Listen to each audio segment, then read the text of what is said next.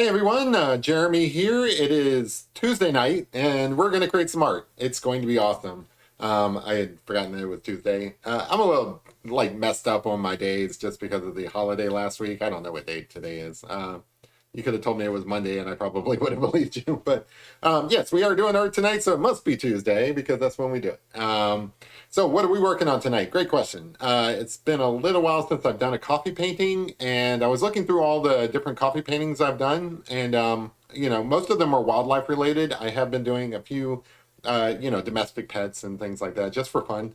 But I wanted to get kind of back to my wildlife pictures because I am trying to build a series of those. I've got a pretty decent amount of them. I think maybe 10 or so. I'd have to go back through them all. Some of them I've given away. So I don't have all of them. And then of course there's those two that I did for that bourbon bottle. Those are gone. Who knows where those went? Somebody out there has those. But I wanted to get back into that because at some point I'm going to get these things framed up and put up on the wall in a coffee shop. So what particular animal are we doing? Great question again. Well, I noticed that I haven't done any bears, and that's like really weird because I want to do these wildlife animals that live out in the woods and stuff, and of course bears do. So that's what we're going to work on tonight. We're going to do a bear, grizzly bear, I believe. I'm not perfect on the different types of bears. I believe it's a grizzly bear. So we're going to just jump right into it. We've got a couple people in the room. We got Rome Dog. We got Okay Larry. We got Tom in here. That is definitely enough for a party. So let's just jump right in. Great. So as you can see, I kind of already sketched out where the bear is going to be. This is a grizzly bear, I believe, but I'm not an expert. I just think that all bears you're supposed to run from, so I don't discriminate. Black, brown, white, doesn't matter to me. If I'm in the Arctic climates, I do not want to be messing with no polar bear either. Hey, Kevin. So with these coffee paintings, I think there's enough light in here. I don't know. That looks a little bit dark to me, but anyway, I think I'll be fine. So usually with these coffee paintings, I always start with some drippage area. So I come in here with this dark coffee and I just kind of drip it on here. And I put this in so that I can use the gravity at my behest, I guess, to make some cool drippage. I really want a lot in here, so I'm just gonna apply this pretty liberally. I think with this bear, a lot of drippage will look kind of cool. Each of these coffee paintings, they are kind of unique. They kind of follow a certain pattern. They all kind of look like they're in the same style, but they are a little bit different, each of them. So yeah, cool. Got some drippage going already. It's a little bit much through here. I wanted some in the center as well. So let me get a little bit more in here so that it'll dribble a little bit more. I don't want just two columns. There you go. There you go. Got coffee all over the floor now, but that's okay. And maybe a little bit more because those are way too symmetrical. I don't like that. Chaos is the name of the game here. Ordered chaos. In fact, I think if I ever did a little shop or something where I did these paintings, I would call it chaotic caffeine or something like that. I don't know. All right, so I think we got some pretty good drippage down there. That's a technical term, drippage. That sounds pretty gross. Yeah, so we got coffee all over the floor. Clean that up with my sock. I don't want to use my sock for that. Give me a second. Clean that up a little bit. This is kind of on the larger size too. I'm doing a 12 by 18, I think is the size of the paper. A lot of the paintings that I've done recently, the coffee paintings, they were on the smaller side. They were in the 9 by 12 range. So this is kind of fun. Getting back to our roots here. Let's see what the chat says. My wife sent me a picture of a bear from Glacier National Park, GNP, but it was pooping. that would make a good one. Well, I feel like art should be from all slices of life. So a bear pooping in the woods, I think that'd be great. I already know what my next dog picture is going to be. I was talking to Just Dave.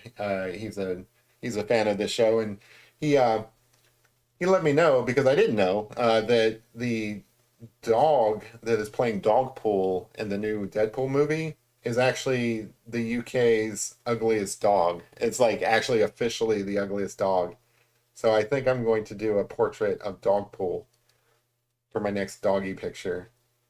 I think that'll be fun. All right, so the next step in this, the girls are still camping, Larry. I don't know who the girls are and why they're camping, but that sounds like fun. So the next stage in my coffee paintings, if you're new to this, like most of you guys have seen me do this before, but I'm still gonna go over the process just for those new people who show up because every now and then people show up that are brand new. Um, Most of the people who watch this show are the regulars. I call you. I call you guys the regulars, I guess. And then a few dropper ins. People who are just interested in coffee painting or just wildlife art in general. So for them, I probably should describe the process a little bit.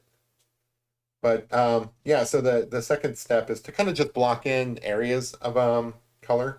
So as you can see, I started with the sketch just so that I knew where everything would be. This part kind of like reinforces that sketch because like, you know, eventually this is all going to be covered with coffee and you're not going to see those pencil lines that I put in. So I'm filling in some areas and also kind of like doing it in a smart way so that I know where things are going to be.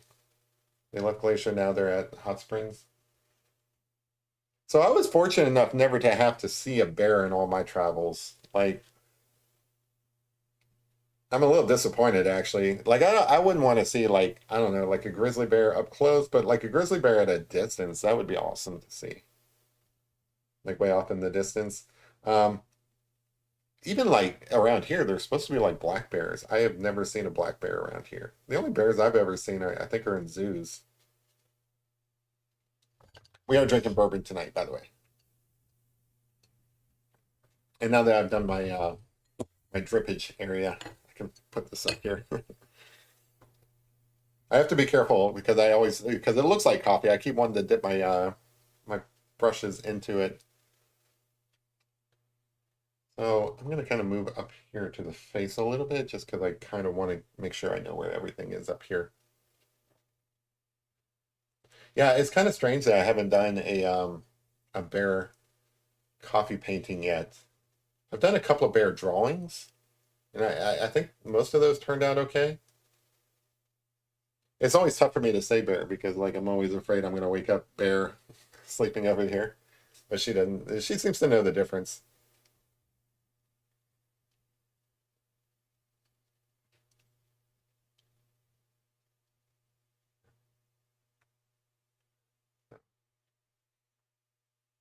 But I think a bear is good for my collection. I'm trying to think what else is in my I should do in my collection.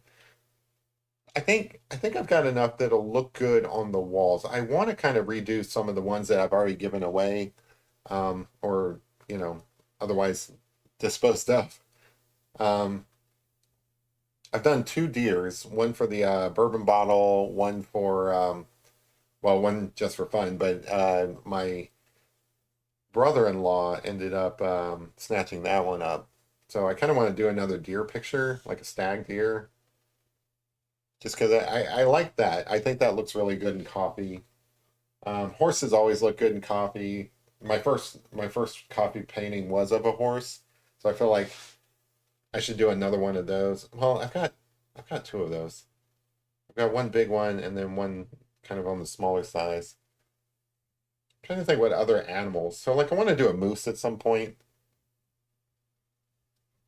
So up here I want to kind of keep it a little bit tight because I do think that some of this stuff it's meant to be like on the lighter side.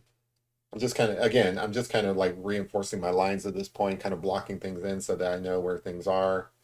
I'm not too worried about like actual shadows and tonal values or anything like that yet, details.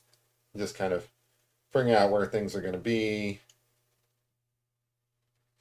The coffee paintings, for those who aren't familiar with it, you're basically building up layers. Like oftentimes when you're doing this kind of watery kind of painting, like this is basically watercolor. Um, it's just a series of layers that you're building up. And with coffee, it's very important because every single layer that you're doing is so thin, you know. Except like when you get a chance to get like a little pool of coffee, that those are really cool because they end up drying really dark. I like those. But even those, it's almost like you have to get the paper prepped first and then have those pools rest on top. Like I've been doing this for a couple of months now, like I want to say 6 months at least, 7 months. And I've kind of learned a few tricks. One is to kind of like get some coffee into the paper first, and then your coffee pools can like just kind of sit on top of that. I think I lucked out with my first couple of pictures that I did, but now it's I kind of know a little bit about how the coffee is going to work on the page. That does sound like an awesome trip. So they're just taking the tour, huh? That sounds cool. Sounds great.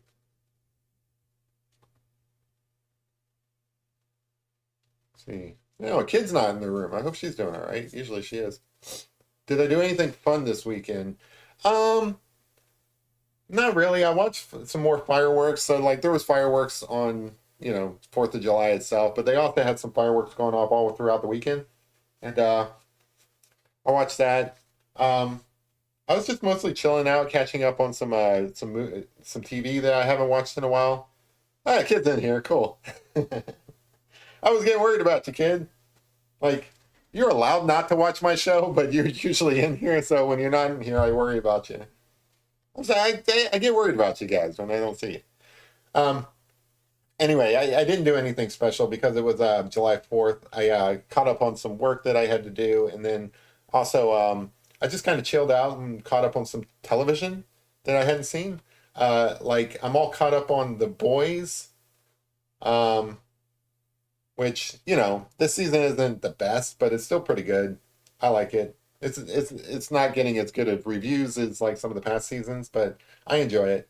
Um, Before you guys go looking up The Boys, it is for adults. Like if you're not into like raunchy comedy, then you're probably not gonna like that show. But I like it. I think it's pretty good.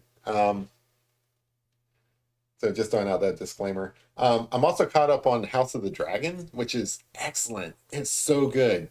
House of the Dragon. I was a little worried because they kind of screwed up the last season of Game of Thrones, and I thought House of the Dragon. I don't know. Is it going to be all that good? Plus, it's a prequel, and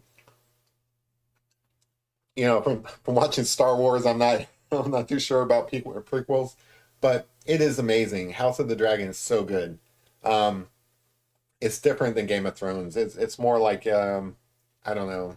It's just kind of a better story in my opinion. I like it, and it's not all those things that maybe you might criticize from Game of Thrones and stuff. It doesn't really have that kind of stuff in it, so it's pretty good.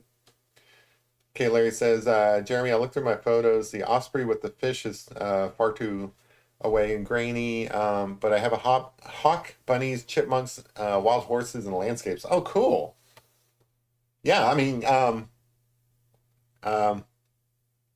Bill Gorman says, "Oh boy, puppy got into the packaging peanuts that came with the bronze piece I bought." Hey, Bill, I thought you said you sent me the your puppy. Like I went looking in my email and I didn't see it. Are you sure? Are you sure you got the email address right? Because I wanted to get that done for you because you've been so patient. But I didn't see it in my email. So if I'm mistaken, you let me know or just send it again because like I wanted to get your puppies done. I finally got Bandit and Zeus out to okay Larry. I sent that out this week. So that's on your way. And there's a surprise in there, okay Larry, but I'm not gonna tell you what it is.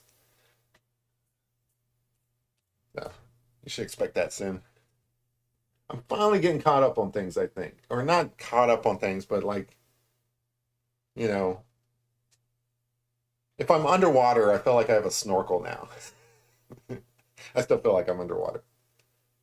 I don't know why I'm so busy. Like I shouldn't be this busy. I just been busy. I got too many dreams and aspirations. There's so many things I want. And it's not like monetary or anything like that. It's just projects I want to do. Like I've got projects for clients. I want to get those done. Man, this paintbrush is flaking on here. I got projects for clients I want to get done because I believe in the projects. I've got projects of my own that I want to do.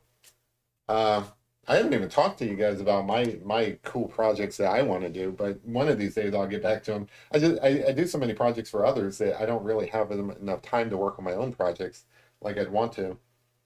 Um, that's why I kind of semi-retired from working the day job and went freelance is I wanted more time to work on my own personal projects, but it doesn't seem like it's working out that way.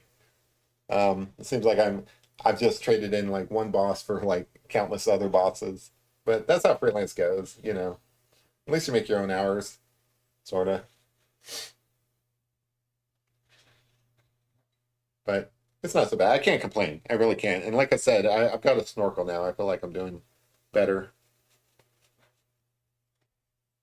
Just keeping busy. That's how life works. Especially, I do believe this. I believe when you're a creative person, you never quit. You know, like there's no such thing as retirement for creative people. Like if you work in construction, like there's a point in time when your body kind of gives out and you're just done, right? So like you're retired at that point, just because your body's done all the work that it wants to do in this life. Um, but when you're creative, like when you work with your mind, things like that, you never stop. As long as your mind's working, you're constantly thinking about things. You're like even if it's projects around the house, you're still doing stuff. You know, like you can't stop.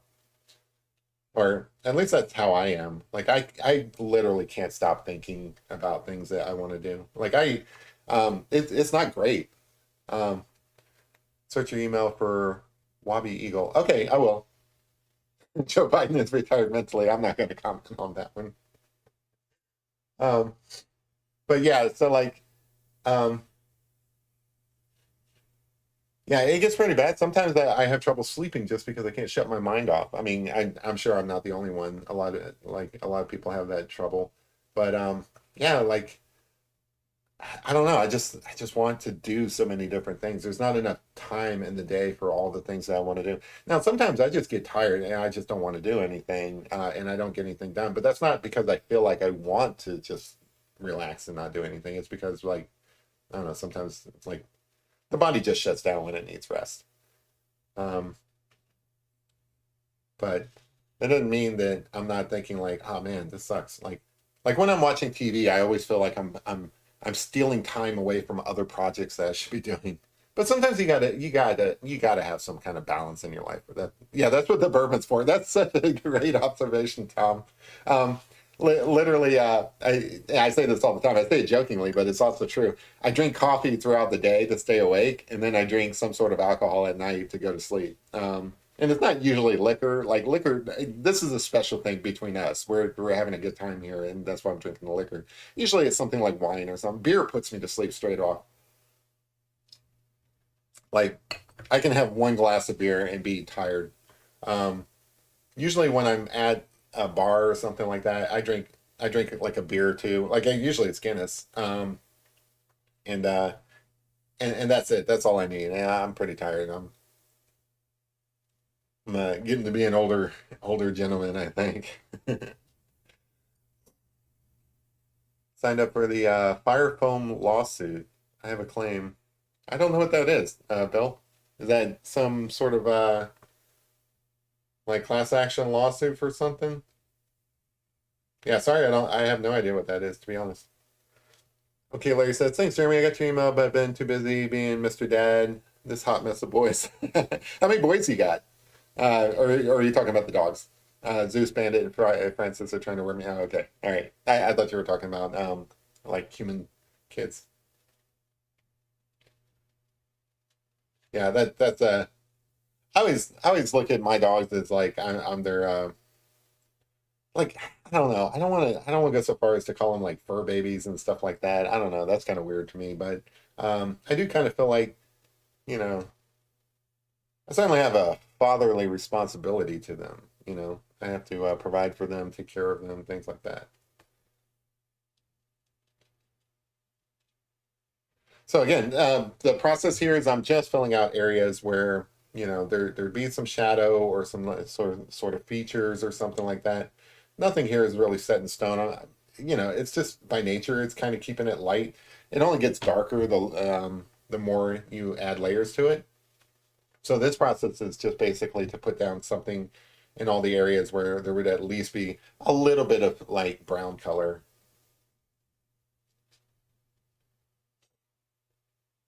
Pot wakes me up from drowsy driving. Okay, you should not be using that while driving there, Bill. I worry about you guys sometimes. You guys, you guys worry me with your dangerous activity.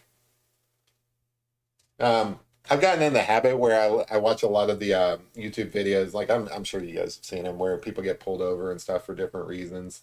And I've been watching like a ton, a ton for some reason of like people getting pulled over that like dumb kids or something like that that don't even like they're caught dead to rights like probably like DUI or something like that, and they're like they're trying to they're trying to talk themselves out of like getting a ticket or getting hauled off to jail or something like that. I don't. It just seems like there's a lot of silly people in this world. Like this one lady, she fell asleep. She fell asleep in a McDonald's drive-through. Like she's trying to go through the drive-through to get like a Big Mac or something like that, and she falls asleep. And when the cops come, she's like, "Is there a problem?" It's like, "Yeah, there's a problem. You fell asleep in the drive-through of a McDonald's. That is not normal behavior, lady. You're yeah, you're probably going to jail." But I don't know. People are strange. I am fascinated by the types of people out there in the world. There's just so many different types of people. They fascinate me. Like I don't think I've got a problem with anybody really. Like there's some people who frustrate me. That's normal. Some people who kind of like irritate me. I wish they were different than they are. Like a lot different than they are. But by and large, I don't really dislike anyone out there. I just kind of get fascinated really by people who are I wouldn't say anybody's totally different than me. Like I believe that everybody has like kind of a commonality to them. We all live in this human experience that we this human spaceship that we just kind of like navigate the world through. So we all have like kind of this shared experience, but then there are some differences. Like there's some pretty stark differences in behavior of some people compared to others. Um, there's some that I relate to. There's some that just it boggles my mind that people are the way that they are, and I try to understand it. I mean, I don't agree with everything, um, but I do try to understand where people are coming from, just so that I can,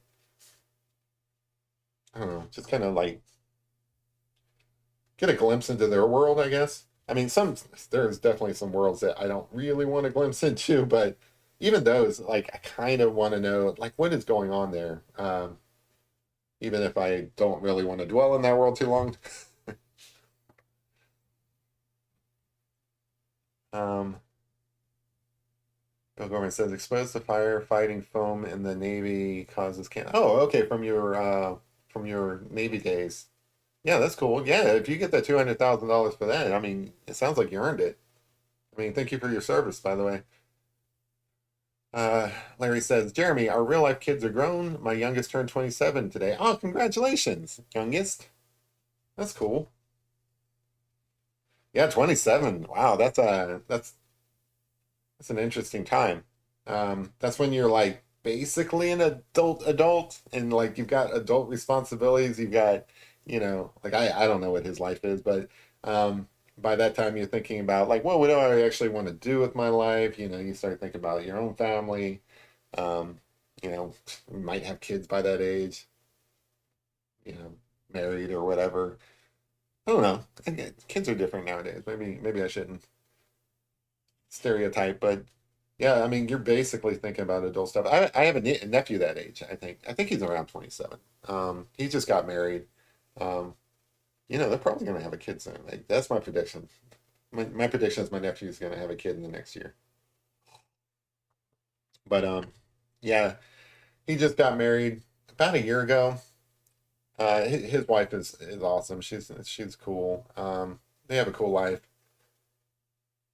Uh, he's got his head on straight. Like he's definitely my nephew. So I was a little worried. Like my niece is super smart. I always thought my niece was going to go well, but like do well in life. But my nephew, I don't know. Like if he's watching this, I don't feel like I'm giving him too hard of a time by saying that nobody really expected much of him because he's a boy and he comes from my family. So we all thought he was just going to screw up his life like everybody else.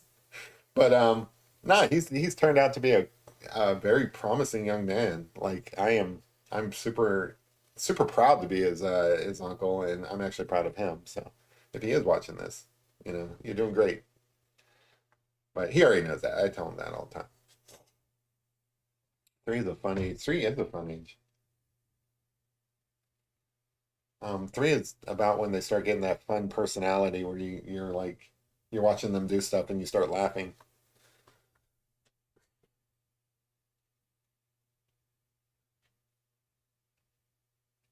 Unexpected. Like he thought that he wasn't going to have any kids, and he ended up having one. Um, Not like late in life or whatever, but he's either 40 or pushing 40. Um, I don't remember exactly how old he is off the top of my head, but yeah, like totally surprised. He ended up they found out they were pregnant like I want to say a year and a half, 2 years ago. Um, let's see, she's got to be like one or two. She's at least one. Crap, she might be three. Oh no. Anyway, so I've got like that's a straight up niece from him. So I've got a niece that's like maybe 3 years old, and then I've got some grand nieces that are. So I've got a niece that's an adult, and she's got a couple of kids, and the oldest one there, I think, is I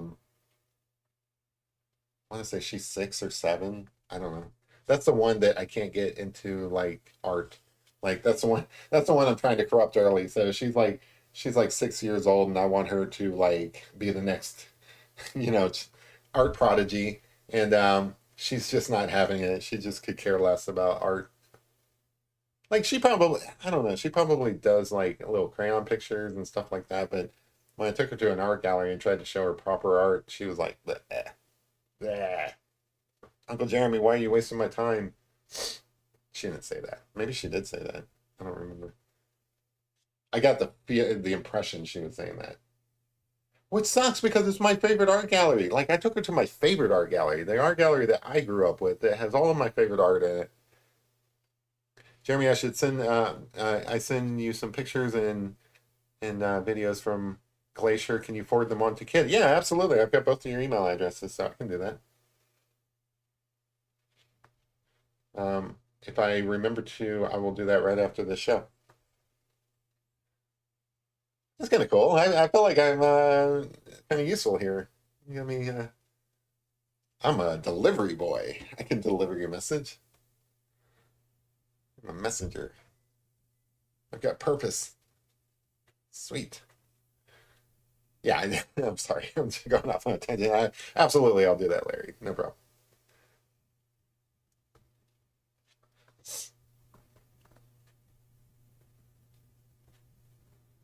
All right, so we got a little bit of an ear going. Again, I'm how far? Yeah, we're like 30 minutes into this. So again, I'm just kind of outlining the bear as these lower layers start drying. Then I'll start adding some details. Like I'll probably come in and work on the eyes here in a minute. I just want to make sure that I have an idea of where everything is. Gonna get that drying. Back here, some of this is going to be shadow of the fur, but I think it's going to be like backlit. So this side of him is going to be light, which means I need to add some coffee behind him to kind of separate it out. Larry says, Jeremy, my apologies. You're not a delivery. I am absolutely a delivery boy. I'm delivering your message. I'm a courier. There you go. I'm sorry. I messed that up. I meant to say I am a courier. I'm the mailman. I like it. I am absolutely doing that. I'm a conduit between two people who would like to talk to each other but don't have each other's email addresses and should not be sharing email addresses in this chat because then you're just basically broadcasting it to the entire world. Hey MJ, how's it going? Yeah, we're working on a bear tonight. Coffee bear. Highly caffeinated bear. I don't know if you guys ever saw Cocaine Bear. Um, did I ever tell you guys that Cocaine Bear is from Kentucky? Like that's a true story? I'm pretty sure I mentioned that. I'm a huge fan of Cocaine Bear. Um, my avatar that I usually use for like social media and stuff like that, it's actually of me posing with Cocaine Bear. So Cocaine Bear is a true story. Like I don't know if you guys have seen the movie. I'm just gonna assume that you guys have without throwing out spoilers. Um, but it's based on a true story of a bear that got extremely high. That's right, Bill. So there was there was a guy from Kentucky. I think he was from Kentucky. I forget his name, but he was like a lawyer or something at first, or like I don't know, some sort of law enforcement guy, and he had a pilot's license, and he was basically running drugs back. I want to say 70s, 80s. I think it was the 80s. He was running drugs somewhere like up the basically up I-75, Lexington Cop. There you go. Thanks, Kevin. Kevin's going to correct me on this story because I got to go from memory. He's got Google in front of him if he needs it. Um, but anyway, he was basically running drugs, flying basically the same route as I-75. So from Georgia up to here, I think, but also north of here. Anyway, he was flying drugs back and forth, and I forget why, but for some reason I guess he thought he was going to get busted when he landed, um, or for some reason I don't remember exactly why, but he ended up throwing several duffel bags of cocaine out of the plane um, somewhere over North Georgia, like Tennessee, and then he himself either fell out of the plane or jumped out of the plane or something like that. But he basically face planted, I think, near Knoxville in Tennessee. So he did not survive. But anyway, his cocaine ended up getting ingested. DEA had chase planes. He jumped out with it, too much weight and crashed. There you go. All right, thanks, Kevin. I appreciate that. Um, he Jeremy, you can give Larry my email. Okay, cool. I'll forward that along with your email address then. Um, so basically, the cocaine, like a duffel bag of cocaine, was tossed out of the plane, and that fell somewhere, I think, in North Georgia. And what happened is a bear happened upon that duffel bag and ate all the cocaine.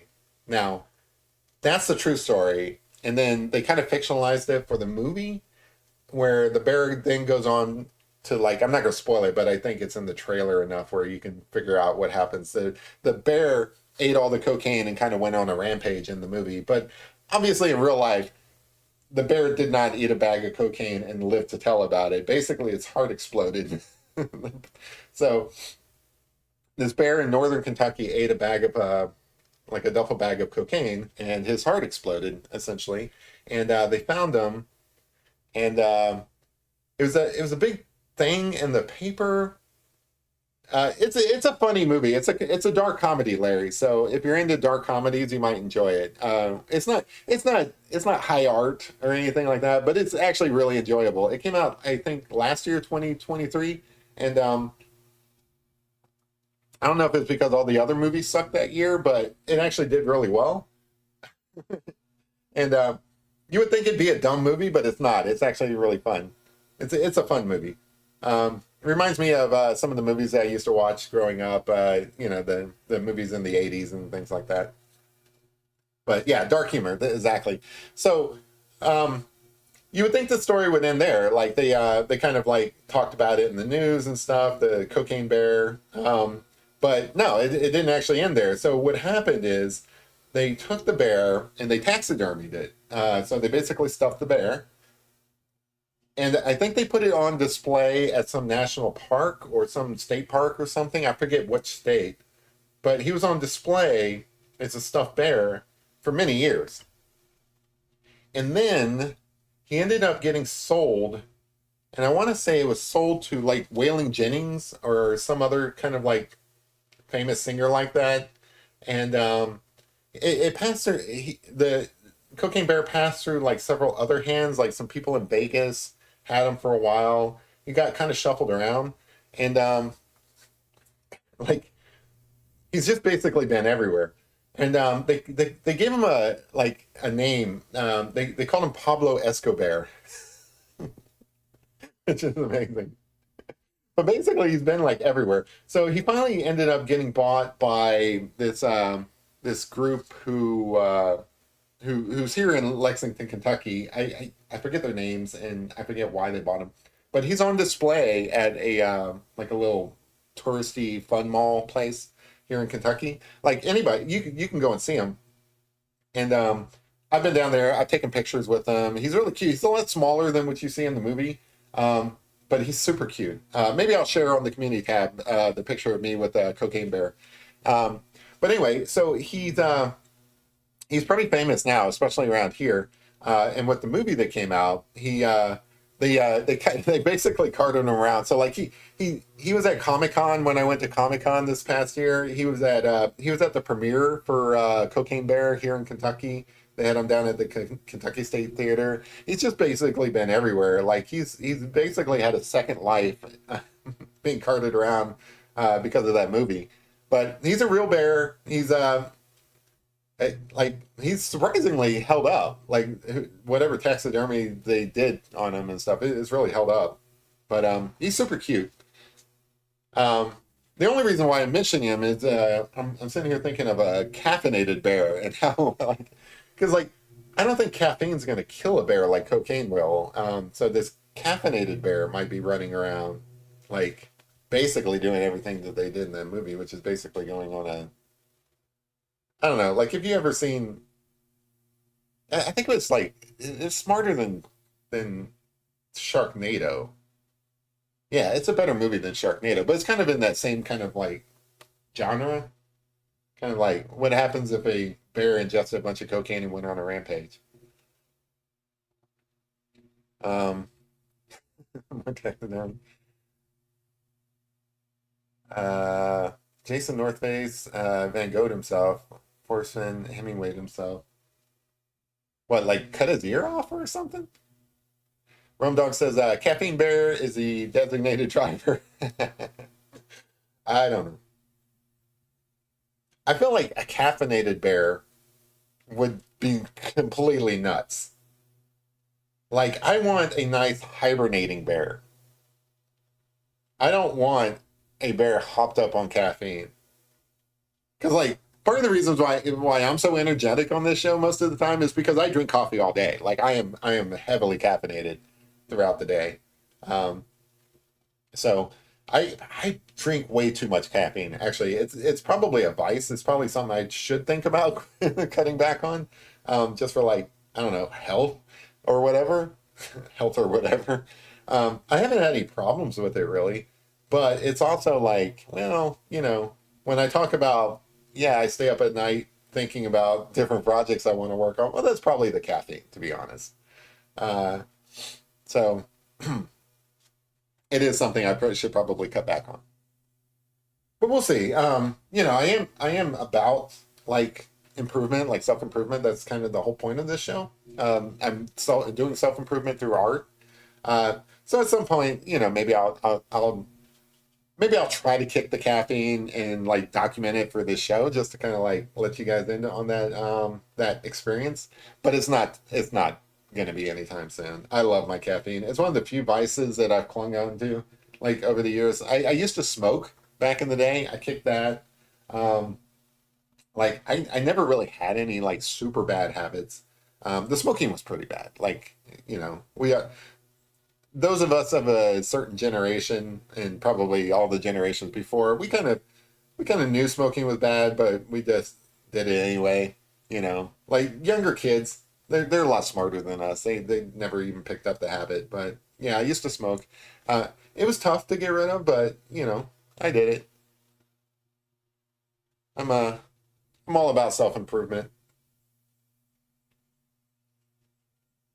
I don't feel like I need to like be perfect, or anything like that. That's never been a goal of mine. But I felt like the Japanese have this concept of kaizen. I don't know if I'm pronouncing that right, but kaizen is basically, I think it means good improvement or something like that. It's basically about incremental, like small improvements, right? So like micro improvements. So like if you wake up today and you set yourself a goal, like a modest goal, really, like that you're going to be a tiny bit more productive than you were yesterday. That's an improvement, right? That's a micro improvement. You're not changing the world with that improvement. Like if you wake up and you say, "I'm going to eat a salad today," instead of that gigantic pizza that I usually eat, or something like that, or if you say like, "Well, I'm going to eat the pizza, but I'm going to eat like two slices instead of the entire pizza," right? Those are like incremental improvements, small, tiny incremental improvements. That's what I believe it takes to that's what I live by. I live by these like small, modest, incremental improvements that, if you do enough of these and you do them often enough, they become habits. And these habits build up, and eventually you're a better person, I guess. I don't know. But like, for example, this art thing, I started off, doing it a little bit once a week, twice a week, you know, eventually every day, and now it's habit. Now it's like if I didn't do art, I would definitely notice. Like it would be like a hole in my life, I think, if I didn't do some sort of art weekly. So that's the kind of like life improvements that I'm into. When you go off and you make enough micro adjustments to your life that they take hold and become habits, and then eventually you wake up and like, wow, I'm actually doing pretty well here. Like I'm creating art every day. I didn't know I would be doing that. That's kind of what I'm about. That's what I would like this channel to be about. I know that we don't always talk about these type of things, but it's really where I'm at, mentally, like in my life, kind of thing. Like I don't know. Over the last couple of years, I've been kind of on this journey of like, well, where do I want to go? What do I want to do? What do I want to accomplish in life? So I know it just looks like I'm painting pictures here and stuff, but it's all part of that journey. Some might call it a midlife crisis, but that's not what it is. Midlife crisis is bad. This is a good one. Thanks, bro. I appreciate that. Bill says I have an 8-year-old grandson named Ace. Oh, that's a cool name. All right, so I'm going to start working on some of the details in the face, I think. By the way, now that I kind of got this blocked in, and I know where basically all the fur is and stuff like that. You see that I'm adding like a little bit behind them, just so that I can get this like side going over here where it's a little bit lighter. I'll probably add some more of that. I'll be adding a number of like little coffee related features like splatters and so on. If you've looked at any of my other coffee art, you'll see that they kind of have a certain style to them. So all of those features will make their way in here. So at this point, I feel like everything's kind of dried enough where I can use like a little bit thicker mixture of coffee. It's almost like a syrupy thing, and kind of put in some darker details. I like to work on the eyes first, just to give myself kind of an anchor point. Usually I start with the eyes on these pictures, but I don't know, with this one, we've been talking a lot tonight, so. Jeremy says hi to Nora's too. I don't know who Nora is, but hi Nora, how's it going? Hi Nora and Ace. Oh, sorry. Kid says, I've got my 8-year-old granddaughter watching. Sorry, I totally missed that comment. Um, I've got my 8-year-old granddaughter watching me with me tonight. Her name is Nora. If you could give her a shout out, she would love that. Hi, Nora. How's it going? Welcome to the channel. I appreciate you being here. Hopefully, you have an appreciation for art, and hopefully, you like bears. If you like bears, then this is one for you. Sorry, I totally missed it. Who Nora was like. Why is everybody talking about Nora? And then I saw your comment. Sorry. Hi, Nora. Nora and Ace. Hi, Ace. Yeah, like you guys are cool. Hopefully you got an appreciation for art. I was just talking about my niece who is a little bit younger than you, maybe 6, and she has no appreciation for art. Like I wish that she would have the kind of appreciation that you've got watching this show with your grandmother. That is awesome. Man, actually, I would have loved to watch an art show with my grandma, to be honest. My grandma, and I think this is true. This is how I remember. She passed away when I was younger, but um, I recall that she liked pro wrestling for some reason. And I think that's a true story. My mom probably would back me up on that, but I think she liked pro wrestling. And I feel like I've gone over to her house a couple of times, and that's what she was watching. She was not watching art shows. Like, I think that would have been cool. Hi, Lorraine. How's it going? Kid, what was the name of the bear? Please tell me. Yeah, I want to know the name of the bear too, because then we'll name this bear. So, how long has Nora been watching? Because now I kind of want to backtrack a lot of that cocaine bear story. It was just a bear that liked ice cream. There you go. There was a bear that liked ice cream back during the 80s and ate a lot of ice cream. And it was bad for the bear, and the bear lived long and happy life after eating all that ice cream. That's the story I'm going with now because I didn't realize an 8-year-old was watching. Whoopsie. It's kind of hard to see because there's like reflection, but there's like a lot of dark area in this eye now. It looks pretty cool. Good save. Yeah, there was a bear that liked coffee ice cream back in the 80s, and they ate a lot of coffee ice cream. I kind of want some coffee ice cream now, to be honest. I ate a lot of ice cream during the summer. Re-injured your shoulder. Ouch. Ace is half Japanese ninja. Been in karate class. Nice. Yeah, hopefully you feel better there, Larry. Like I remember that you had that injury.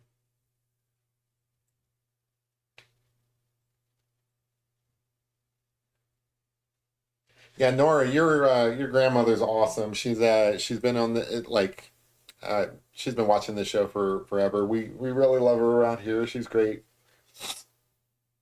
Hopefully you're staying in the raccoon room. That would be cool. Jeremy, I've got my 8-year-old granddaughter watching with me tonight. If you gave her a shout out, she would love that. Um, yeah. Hi, Nora.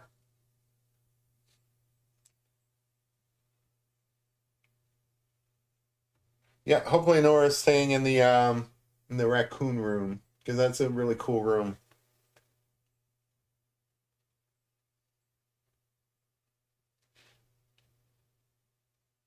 But does Nora like bears? What kid doesn't like bears? Kids like bears. I feel like Nora should give this bear a name if she wants. If she wants to. I don't want to put her on the spot. Yeah, tell Nora to name the bear. I want to hear what Nora says the bear should be named. If she wants to. If she doesn't want to, that's cool. I don't I don't want her to feel pressured or anything like that.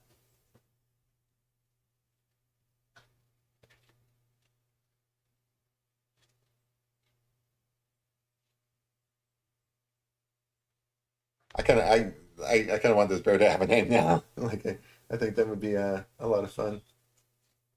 Nora's a cool name. I like Nora.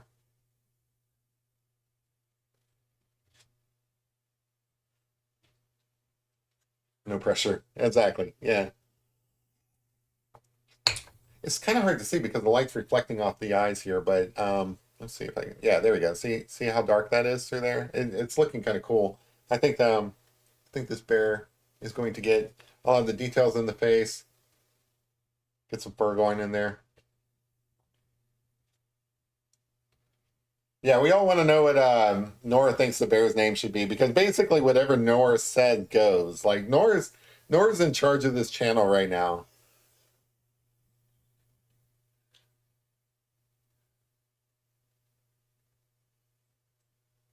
I want to know if Nora likes bears too, because like not all kids do. Like I can see a bear maybe being scary to a kid, but yeah, she's gotta like bears. I mean, what kid doesn't like teddy bears, right? Yeah, bears have 5 toes. What? I did not know that. So it's like one of the toes, kind of like a thumb or something, because it like actually a toe. Good thing I'm not doing the toes. I probably was screwed up and given it like wrong amount.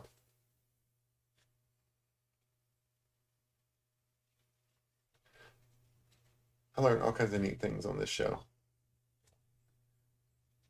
Bears have 5 toes. You know what? I've said this before, but I really feel like I need to do this. Whenever I'm doing a like an animal portrait or something like that, I should really look up trivia about that animal because I did not know that bears have 5 toes. That's pretty cool.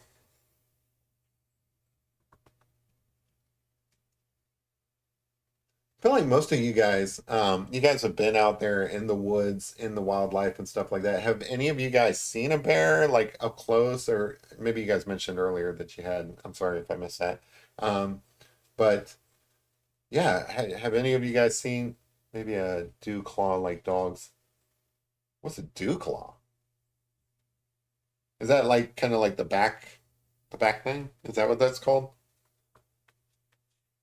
I didn't know that's called a dew claw. Yeah, so like if any of you guys have seen bears in the wild, that'd be cool. Oh, you're welcome, kid.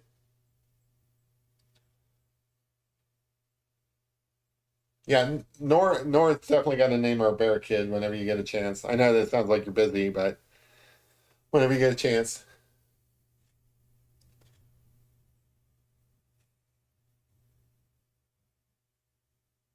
Nora says to name the bear Brownie. Oh, I love it. That's a great name. Thanks, Nora. Bear's name is Brownie. I love it.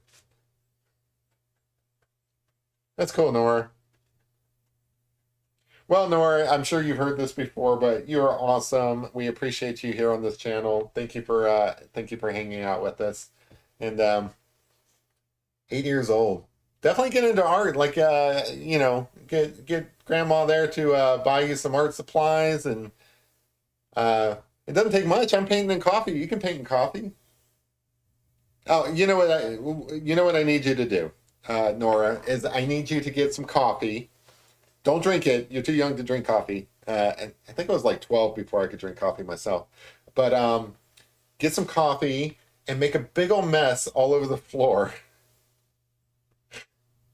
in the kitchen, wherever you feel like doing it. Make a big old mess and have grandma take a picture of it so that we can view your art. But I feel like you need to create some art with coffee all over the kitchen floor. Don't worry about it. Your grandma will clean it up. It'll be fine. This is your one chance to make a mess without any kind of repercussions. You just make the mess and it'll be fun. But we would love to see your art. And I think that you're going to like doing art, and it's going to be a lot of fun for you, and You're gonna grow up to be an artist. She loves the raccoon room, and yes, she loves bears too. Yay! Nice. North sounds like fun. North's cool.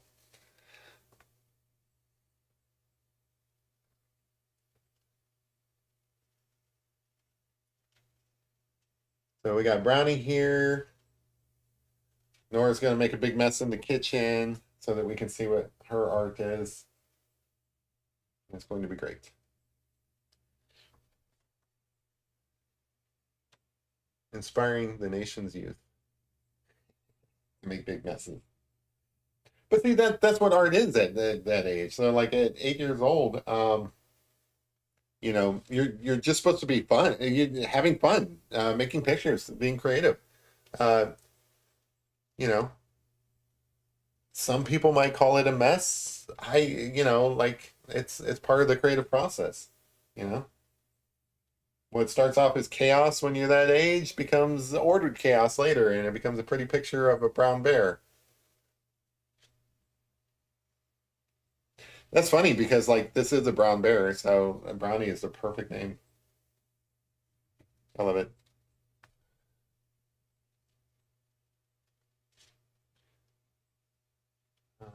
I think it's a toad. Drove by the high school. The mascot is a grizzly. Hmm. I would love to meet one of these in real life. I mean, from a distance. You know, what are we doing on time? Yeah, we're under an hour. We've got some basic shape of the face going here. So I'm going to switch to, I think, this other brush. Kind of want to get some darker areas in here because this represents, the base. There's a couple of layers to the face of a bear, so like you've got the nose and it comes out, and then there's like one layer of a beard. There's a second layer of a beard. There's like three layers of a beard, essentially. Hey, Newman Sage Walker, what happened to the other bear you did? I think I laughingly called Sage Walker. I've come face to face with bears and mountain lions when I'm hunting elk with my recurve bow. Wow, man, that sounds like an adventure there. Recurve bows, those are no joke either. Those are the ones that kind of do they kind of come out and back in, kind of like the Mongolian horsemen used to carry. That's cool. Hunting elk, huh? So like I've got a couple of bear pictures that I've done. Some of them are just like laying around here. I don't know which bear you're talking about. I think I've drawn a charcoal bear. I've done a pastel bear. This is my first coffee bear though. We have an art table upstairs for her. She loves to paint. Nice. See, this is cool. She's gonna be like, she's gonna be an artist. She's gonna think back like, man, I saw this guy do this coffee bear this one time. That's cool. Hey Nora, when you become rich and famous being an artist and stuff, make sure you come back and say hi to us, all right?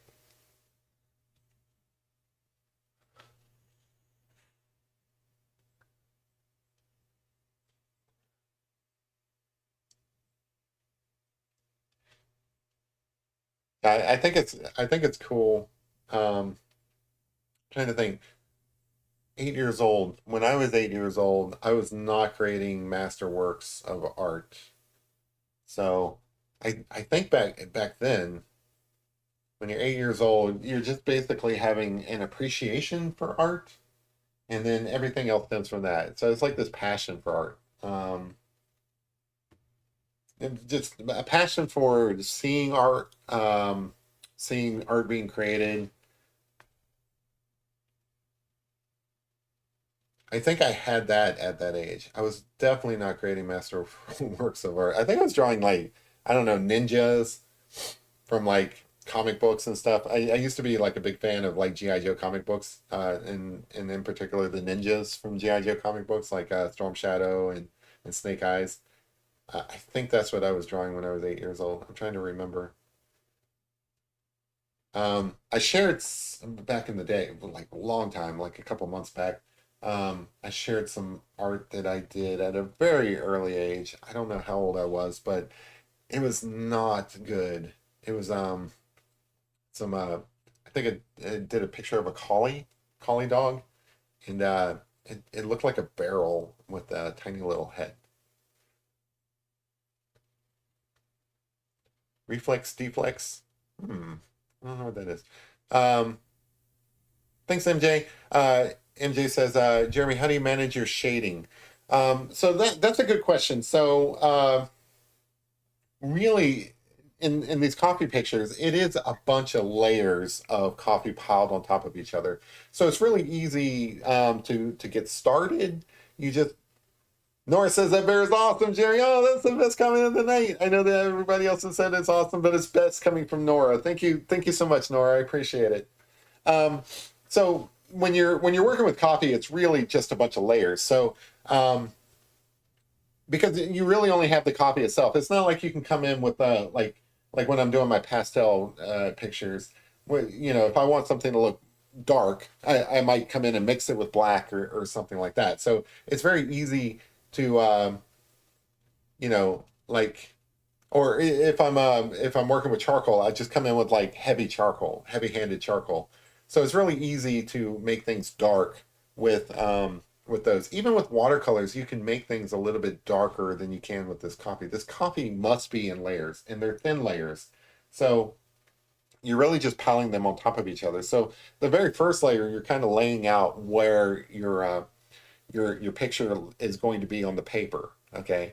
And then on top of that, you start piling more and more layers until you get the sort of shadows that you really want. So obviously, I want there to be a lot of like pulled up coffee shadows in this picture. But in order to even get to that part, I really have to start just like laying it in thick, like less water, more. Here, I'll even show you because I've shown it in past ones, but so I'm working with this coffee here. There's these like little areas on the edge that become kind of syrupy because there's not a lot of water there. It mixes with the coffee itself, becomes kind of syrupy. That works really well for doing shadows. So like you can see that I got some darker marks out of that.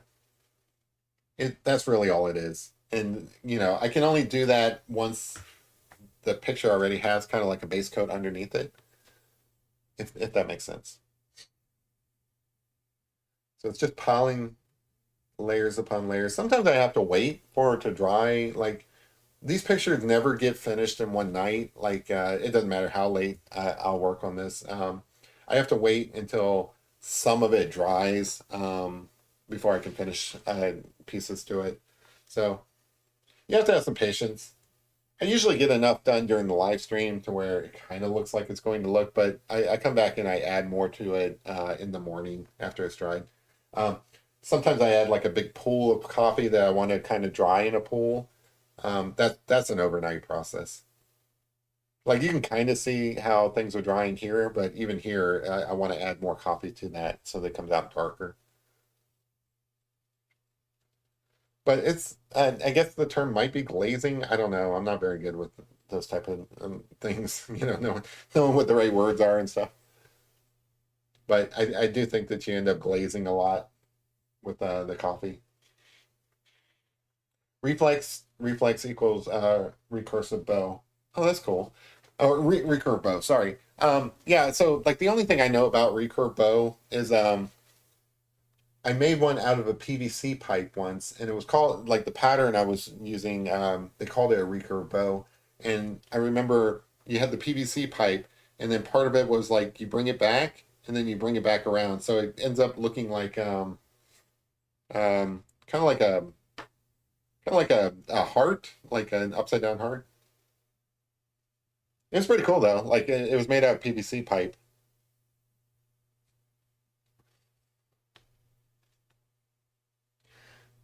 Yeah, but yeah, I think this bear's starting to look good. Um,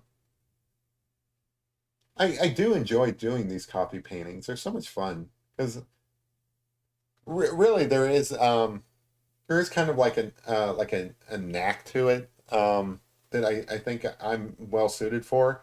It does require a little bit of patience, and I think that that's probably where other coffee painting people kind of underperform.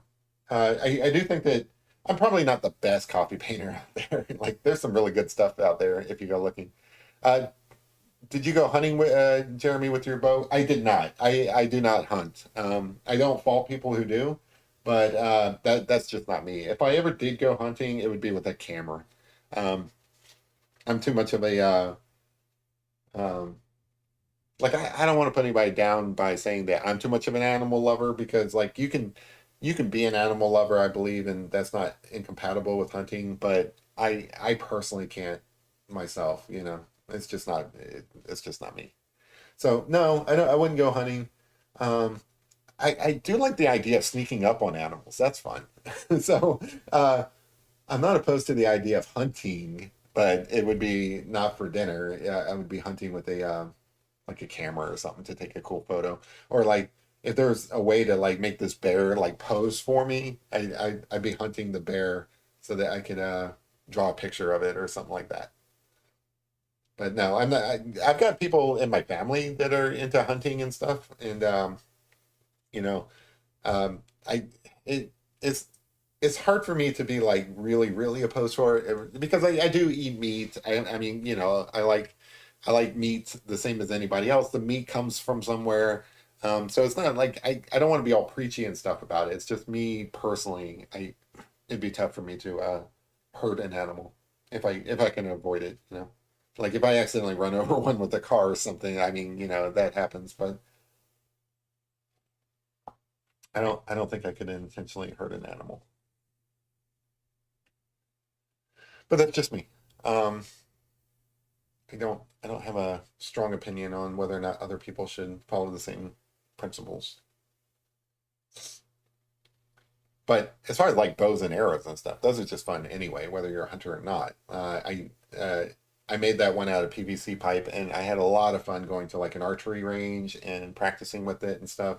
Because like I want to be a ninja, right? So like I don't want to hurt like a person, but I still want to use like a samurai sword and stuff and just like chop up melons.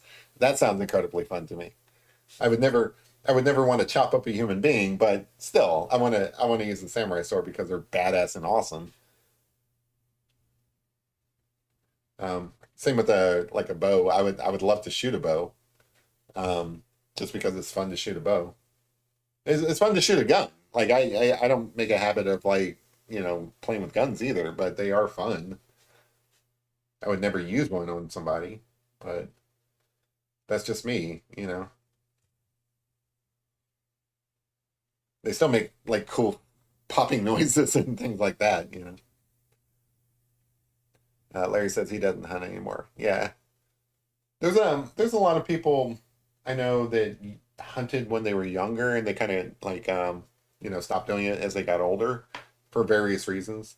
I've got a neighbor who was a farmer, and he talks about how he used to go hunting all the time and then just stopped. He just doesn't do it anymore. Some of that might be just age and physicality, but some of it I think is like I don't know. They just kind of grew out of it. Edie says, I have no problem with people hunting. I just don't want to be the one gutting and draining blood out of my kid. Yeah. Yeah. So regarding that, like I have seen videos. I worked on a farm briefly, like when I was a teenager, just to pick up some extra cash for the summer. And they, as part of the training, they make you watch the videos of how pigs are slaughtered, and it is not pretty. I mean, it's sort of humane because they uh, they they they, they stun the pig beforehand, but it is not something that I don't like. I don't know like the type of person who does that, but that would not be me. I could not do that job. It's just not in my nature. I don't know. I just love animals. That's all. Newman says, I have seen them PVC bows and shot them. They shoot well and would work in a pinch. I always pray over every animal I harvest. Oh, that sounds cool. Yeah. So like, well, see, that's why I can't really judge people because some people, it sounds like, well, I don't want to make any assumptions about you, but Native Americans that's part of their culture. It's part of their. I would I don't know if religion is the right word, but it's definitely part of their culture. So who am I to judge? You know, and again, I mean, unless you're a vegetarian or something, you are participating in that to a degree. You know, just because you're not doing the deed yourself, you're still participating in it. So I mean, who am I to judge? I'm not here to judge, really. But yeah, the PVC bows, those are fun to make. I saw somebody do it in a video, and I'm like, wow, that sounds really cool. So me and my buddies, we all made some bows, work buddies, and we took them out and we shot them and everything. It was a lot of fun. I wasn't very good at it. Like I'm making it sound like I became like an archer overnight or something like that. I did not. I was not very good at shooting the arrows, but it is a lot of fun. And it's actually like for those on a budget, it is actually a very inexpensive hobby to make yourself a PVC bow. I think so. Like I didn't even use a heat gun. I used a piece of PVC pipe. I think it was like an inch and a half PVC pipe, which is dirt cheap. And then over the stove, I actually heated it up enough where you could bend it. I had a template made out of like a piece of board or something, but anyway, you can look up all this stuff online. But anyway, total cost. Yeah, I even painted mine. So I got some of that. What was it, Krylon, like plastic spray paint. So I even painted mine so it looked badass. It was black. I wanted to look like a ninja. So it was a black PVC pipe done up like a ninja. Really, it looked like a ninja bow. Um, but anyway, so total cost was like I don't know, like maybe $5. Definitely less than 10. Just because I used the oven and I didn't even buy a heat gun or anything like that. Those are like $30 if you really wanted to go that route. That's probably easier. Um, but yeah, it was super inexpensive. And then when it comes to actually getting arrows, like if you go to like an archery range, people miss all the time and they're really lazy. So they'll shoot at a target and then like the arrow will go into the dirt. And all you do is just take your shoes off and walk around. You'll feel like a bunch of arrows in the grass underneath the target. And basically you get free arrows. So like I never bought any arrows for my bow. Um, just go to an archery range and just kind of pick them up because like they're like golf balls, people lose them and it's like especially with the arrows and if they're underground, people are like, well, that's gone. Um, but no, it's just sitting there waiting for me to pick up. So I never bought any arrows. My PVC bow cost like next to nothing, and it was a fun hobby. I ended up giving that away, so I don't have it anymore. But while I was doing it, it was a lot of fun. Just done got done shooting my 1966 Fred Bear Kodiak Special. What fun! It was a very smooth shooting bow. Cool. And Road Dog's like, love shooting guns. Pew pew. Matrix missed me. Yeah, I mean, to each their own. Guns are fun, but they're not really my thing. They're I like the noise, but that's the same as fireworks.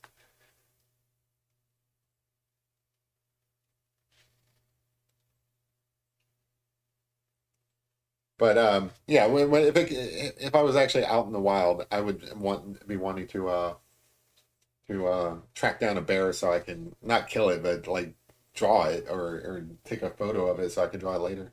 Edie asks, "What medium are you using, please?" I am using coffee. So this is a series of paintings I've been doing where I'm painting with coffee. So it's just like instant coffee. I apply water to it, and I'm using watercolor paper, and it's basically the same process as doing a watercolor picture, except that you're using coffee, and it's monochrome, um, and it's a lot of fun. I enjoy it a lot. But I've done several of these. All right. Okay. See you when you get back, Newman. Um, I've done a number of these pictures in this series, and I think I'm getting pretty good at it. People seem to enjoy these pictures. I start off doing all of this kind of like more detailed work and stuff, getting the face in there and all that stuff. But then I start abstracting it as it starts coming down the page with, you know, splatters and so on. I feel like actually we've been doing this for like an hour and 20 minutes. I should probably get into some of those watercolor type effects. Sorry, I've got allergies. I don't know if you noticed, but I've been like sniffing all night. Yeah, I always have allergies. I'm not really YouTube live stream material. Like my nose is always running, got kind of a nasally voice. I mumble and have no direction to what I'm saying a lot. Like what do they call that? Ramble. Yeah, I ramble a lot. I'm not really YouTube material, but I do enjoy hanging out with you guys and talking with you guys. So I'm gonna do it anyway. I appreciate it. All right. So one of the things that I do like to do with these pictures is I do like to add like some splatter effects and stuff, and might as well go ahead and get started on that now. These are like little cool effects that I just think stress the pictures a bit. And it kind of adds to that whole like the idea is that you came along and you spilt coffee on the paper and it just kind of formed a bear. That's uh that's the idea. So um, even though it's totally phony, I like to add in some of these effects. Like I'll put in coffee rings and like little splatters and so on, um, just to kind of sell that idea of spilt coffee. So I did want to put some splattering up here. Like even though that's not part of the bear itself, I wanted to kind of give an edge to this side here so that the actual bear can be kind of like light, and then you see the background behind it. This will probably dry pretty light. And then, there are some times that you may end up with like a splotch that you don't want. Like I don't really like that. You can just mop it up. I've talked about this before too. So you mop that up, you get like a little bit of water, and just basically erase it. So that's gone. So it's kind of, I keep saying controlled chaos because that's kind of what it is. You know, it is chaotic, but you also have a little bit of control over it as well. So some of these areas, if I leave them kind of like pulled up like this, they'll dry pretty dark. So I'm gonna kind of get some of those in, especially down through this chest area. Yeah, well, you can look at my chest, right? It kind of gets dark through here and stuff. It's just how the light goes. So like down through here, I want this all to be like dark and not just dark, but like looks like spilt coffee. So I like these splatter effects. Unfortunately, you don't know how they're going to look until they dry. So it is a set it and forget it and kind of pray for a decent outcome. So, you know, I'll let that dry and hopefully by morning it'll look kind of cool. But, it is one of those things where it's like, you may come back and look at it in the morning and it's like, it needs some work. And then you spend like an hour or two in the morning kind of like redoing it. Coffee is very forgiving.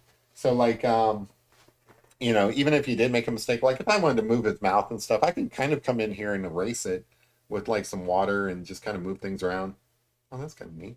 Did you see that? That's cool. Um, so it's kind of a fun medium to work with because like you want it to look random, but then also you want it to look like a bear. So you get to have some fun with it. In fact, my phone died. No, they're looking awesome. Thank you. Yeah, I like this bear. I think he does look cool.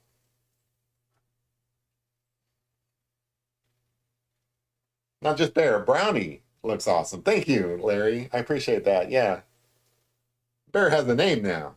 That's like calling this guy a puppet. No, he's Geppetto. He's got a name.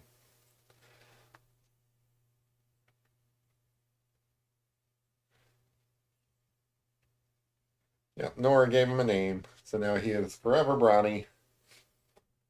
If you have paint left over, you can toss it, but if you have coffee left over, you can drink it. Yeah, seriously. So, like, I have made the mistake. It's kind of a fun story, so I don't mind telling it, even though it's at my own expense. I have made the mistake of like while I'm drinking my bourbon, accidentally drinking my paint water. So it helps that it's coffee because it's just like really watered down coffee, and you know, and not something. Well, I don't think any of my paints are toxic, but I've accidentally drank my watercolor paints before. So this is catching the light, but let me see if I can. So the face actually is a much darker than what it's looking like here. It's the one of the drawbacks to coffee. I don't really think it's like a. I don't really think it's a drawback. It's just that it's just something to be aware of. Um, Coffee, at least the kind of coffee I use, is pretty reflective. So like it's going to catch the light. That matters. Like especially when you're taking photos and so on of it. Um, It's just something to be aware of. It's like my black paper that I draw on a lot. For some reason, it's got this reflective surface in it. It makes it hard to take photos of. It always comes out looking gray. It's not a deal breaker. It's just something to be aware of. So you can see that it's like it's starting to get darker through here, but it's because I'm building up layers. It's still not enough layers to where it's where I want it to be. I want this area to be like super dark, but I can't do that until like I get some layers built up. So it's a process, especially like on this bigger paper. Sometimes it takes a little bit longer to get it to where I want. But it's not a chore or anything. I actually enjoy this. It's a lot of fun. Like even when I'm done streaming and I'm still working on it tonight after we're all said and done, I'll probably continue working on it while watching a movie or something like that.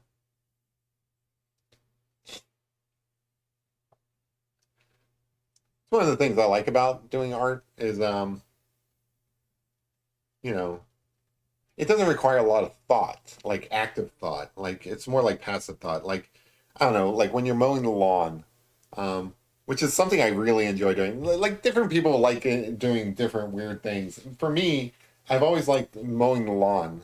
Like for me, it's just so satisfying to mow the lawn um, and watch the grass like just looking orderly on one side and kind of just like unkempt on the other side and everything. It's just satisfying to me to see the lawn get mowed, whether I'm doing it or not. But it's a lot of fun for me to mow the lawn.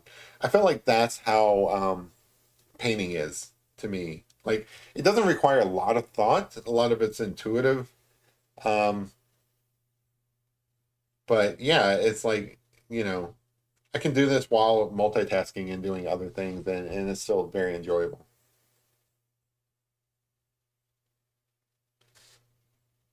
Nora is with us all week for camp. We go kayaking, hiking, campfire. Oh, that sounds great.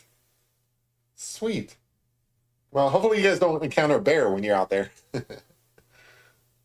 But I do hope you guys see a bunch of other wildlife.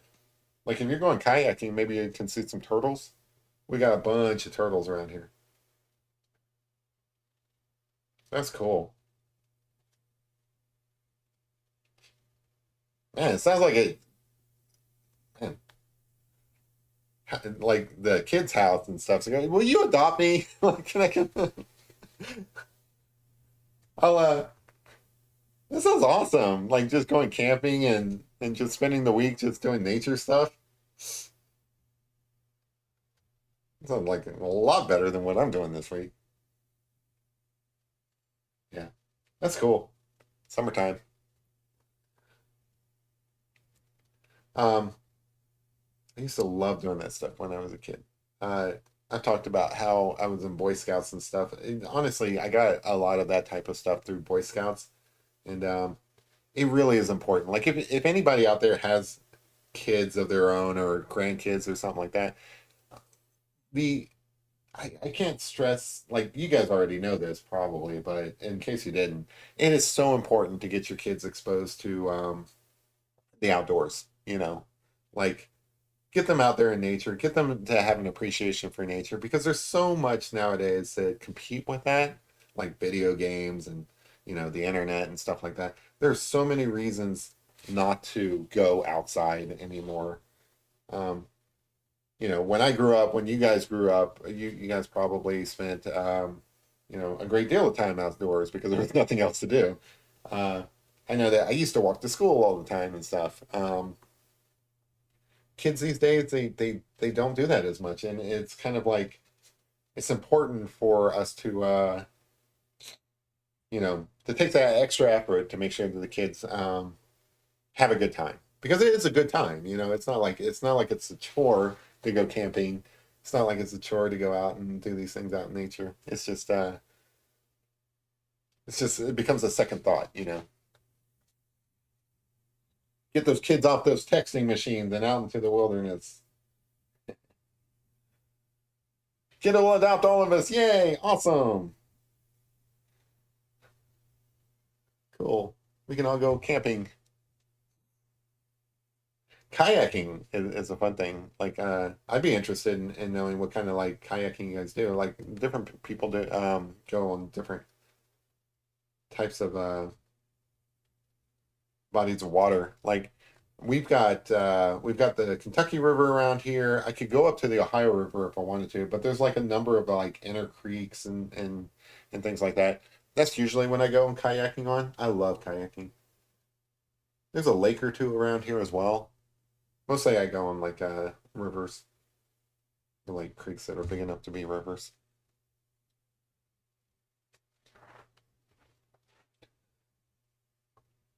How are we doing on time? Oh, we got a little bit of time. Cool.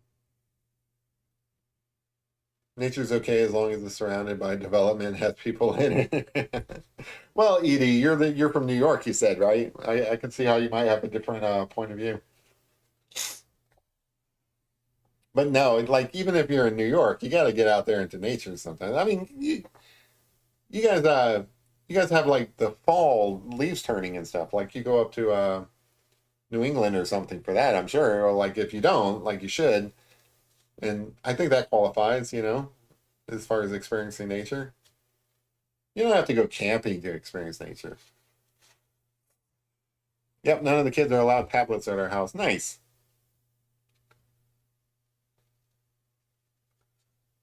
Well, I hope Nora does some art, and I hope she makes a big mess, and I hope you have to clean it up.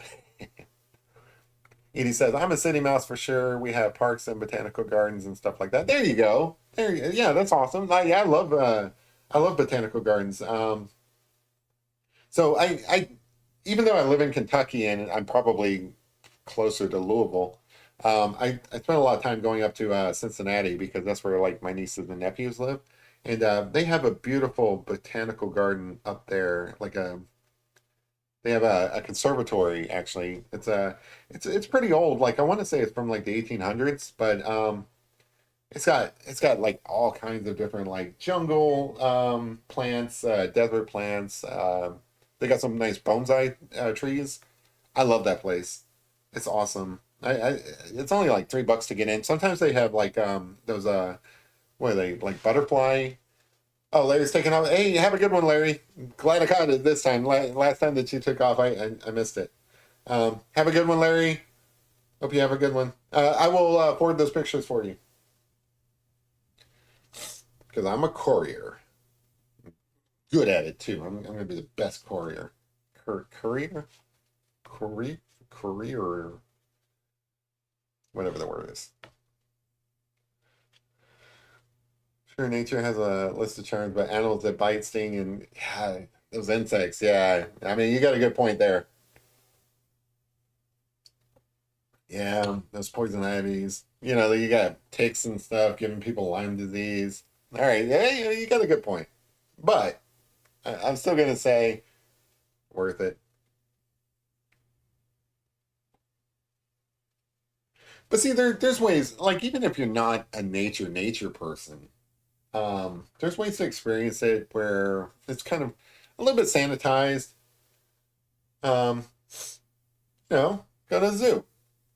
You're gonna see animals at the zoo.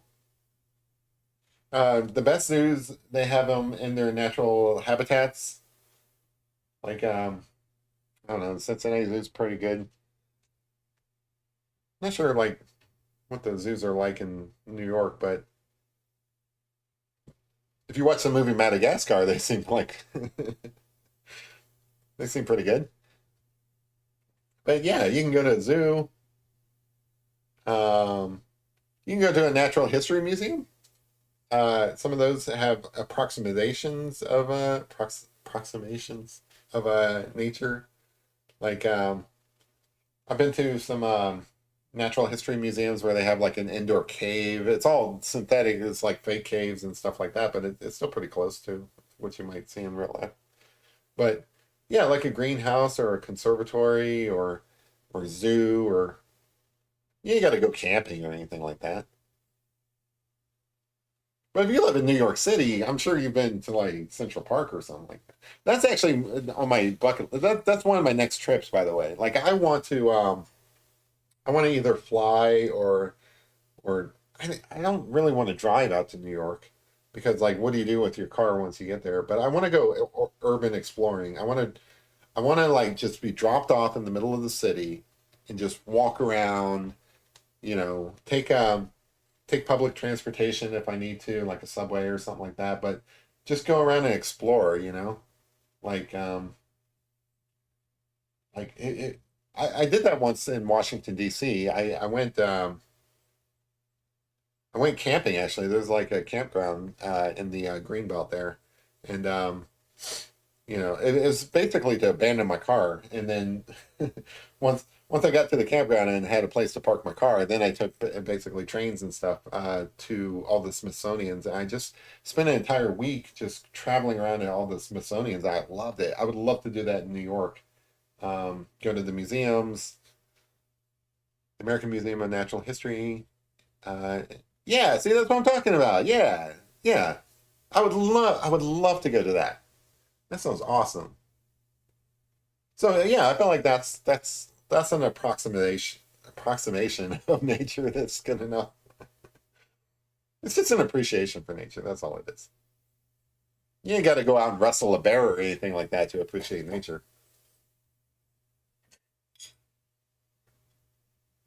But yeah, that's on my bucket, and not even on my bucket list. And when you say something's on your bucket list, it feels like oh, I'll get around to it someday, and then probably you won't. But oh, MJ says you don't want to walk around New York City now. Why not? Why not? I think that'd be fun.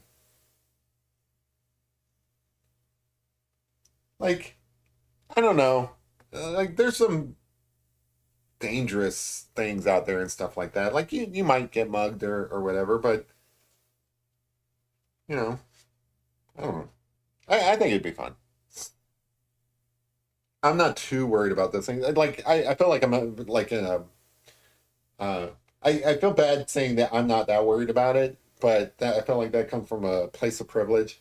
Like like whenever I say I am not afraid to go walking around a place like New York City or something like that, I feel like that's because I'm a guy, like there was this one time I was living in a small town, not a lot of people or whatever, and I lived in the downtown area, and I lived in like an apartment above this shop and everything, and I went to take out the garbage one night, and I come down the stairs, and I'm talking about like basically male privilege essentially right now. So I come down the stairs and I'm taking out the garbage, and I open the door, and like I say, I'm right next to a shop. I'm downtown, and it's a small town. It's not a big town or anything like that, but it is downtown.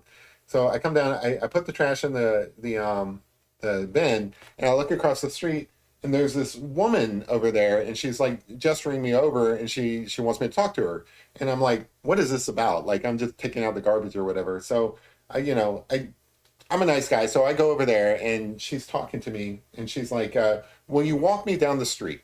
Right? And I'm like, "What? Like, will I walk you down the street?" And she's like, "Yeah, will you walk me down the street because it's at night?"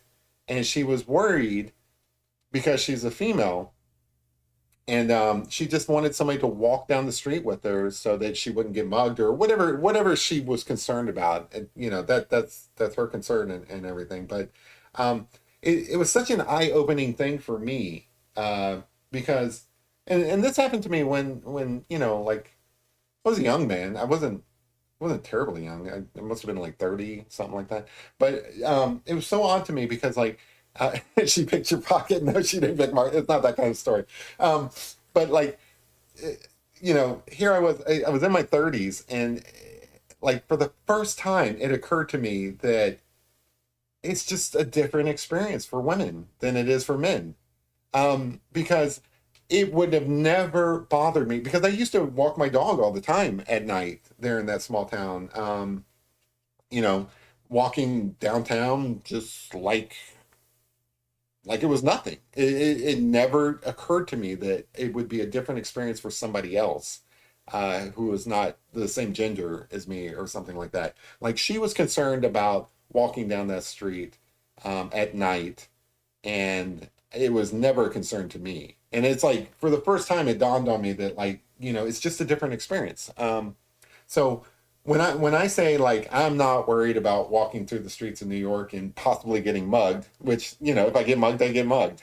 Um, I realize that comes from like a place of privilege that not everybody would share. So I just wanted to acknowledge that is all I'm getting at. But no, she did not pick my pocket. I've got another story for that. I went to Las Vegas one time, and there were two women sitting on a bench, and I was there with my boss, and we were just walking around, and they gestured us over, and they were like, "Where are you guys from?" And we're like, "We're from Kentucky," and they're like, "Can we get a picture with you?" And it's like, "Why?" And it's like, "Well, we just want to get a picture with everybody from all over the United States." I'm like, "Okay, whatever." So I'm standing there, and one of them's taking the picture, and I instinctively, because I'm not a dumb person.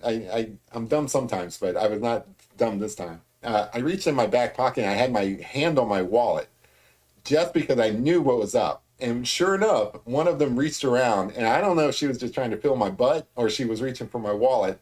But yes, she was trying to pick my pocket. I'm 100% sure. That was in Vegas, and I think the reason why I thought to like make sure I held on to my wallet is I got the impression that that happens a lot there on Fremont Street.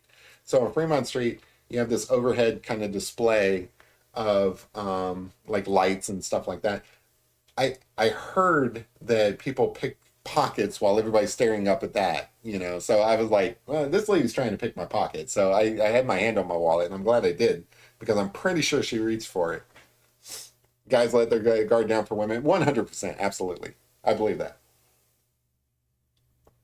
So yeah, I mean that kind of stuff crossed my mind, even with that lady who just wanted somebody to walk her down the street. Like, okay, so I'm gonna walk down the street and I'm gonna get mugged or something like that. But no, it was exactly what she said. Like she was scared to walk down the street at night, and I was just taking out the garbage and like sure, she could have had me mugged or something like that. She could have stole my wallet or something like that. But no, it really was that she was just concerned about it. And again, there are some places in America that I would not walk down. At night by myself with a group. There's just some places I don't belong in this world, and you won't catch me walking down those streets. But it's different when I think about those type of places because it's a very small list. Like there are certain neighborhoods that I am not welcome, and I will not. That's cool by me. If you don't want me in your neighborhood, I'm not going to enter your neighborhood. Um, but there's not many of those places. Like there is like you hear. I don't know. It sounds political, but it's really not. Like you hear sometimes people talk about privilege and things like that, and I don't really want to harp on it, but it occurred to me that night that I do live somewhat a life of privilege where I don't have to worry about those things. Like maybe I should worry about those things because she probably could have stole my wallet, but I don't typically worry about those type of things, and it occurred to me that for the first time that that's not the experience of other people. That's not the experience of women, for example. You guys do worry about these type of things, and probably rightly so. And my dumb ass, I'm just walking around New York City, potentially somebody comes up and bugs me and stuff. Well, hey, guess what? They're getting my dummy wallet because I have my other wallet, in my shoe or something. Um, like I don't want to jinx myself by saying I'm a pretty smart traveler when it comes to those type of things, but um, yeah, I'm not that particularly worried about it. Going to New York City and getting mugged. Like it's not like it's on my bucket list to get mugged. But if something like that happened, and they didn't shoot me or something, that'd be fun. They make you take off your shoes. Oh, jeez. All right, maybe I don't want to go to New York anymore. All right, you guys talk me out of it. I don't want to go to New York. Yeah, New York sounds like that's not going to be fun. But yeah, when I talk about going to New York and walking around and enjoying myself, I'm not talking about walking around at night. I'm talking about going around during the daytime and just seeing the sights and stuff like that, like a normal tourist. I think I'll probably survive that, right? Like just going to New York doesn't kill you. Newman says, I like the mixed medium effect. My mom won an art show using the same technique, colored pencil, watercolor. Nice. MJ says, good one, Jeremy. Carry an extra wallet. That's what I'm talking about. So you can do this smartly. The other thing is like when you're especially when you're in Vegas, here's a pro tip for those of you who don't know, but like honestly, this is so basic that you really should know this if you ever travel to Las Vegas. Don't take your money with you. When you go down to the floor of like a casino or something like that, only carry as much as you're willing to spend that night. Leave the rest of your money in your room. Then it's not like they can take all your money anyway, you know? Like you should be on a budget when you're in Vegas. Like I've gone to Vegas and usually when I go to Vegas, it's for a conference and I'm there for like a whole week. And you really have to be on a budget, like otherwise you're just gonna like blow all your money the first night and you're still there for a full week and everything. So you know, I play it smart. Like I only carry around as much money as I plan on spending at the casino that night. Maybe one card or something. The rest of it stays in the room. Packer Jack says, pick up the Xavier Marks proxy for me while you're there in Central Park. I mean, I'm going to Central Park. I don't know when I'm going. I don't know if it's going to be this year or if it's going to be next year, but that is definitely something that I love. I love urban exploring. I love urban hiking. Um, Drop me off in any major town and I am happy. I'm just walking around, you know. How's it going, Packer Jack? Packer Jack's a friend of the show, by the way. We like him. Um, I got to meet Packer Jack when he came to Louisville one time. It was a lot of fun. But yeah, I think that'd be a lot of fun. Like I've driven around New York City. I've never driven through New York City or like spent any time there or anything like that. I think that'd be fun.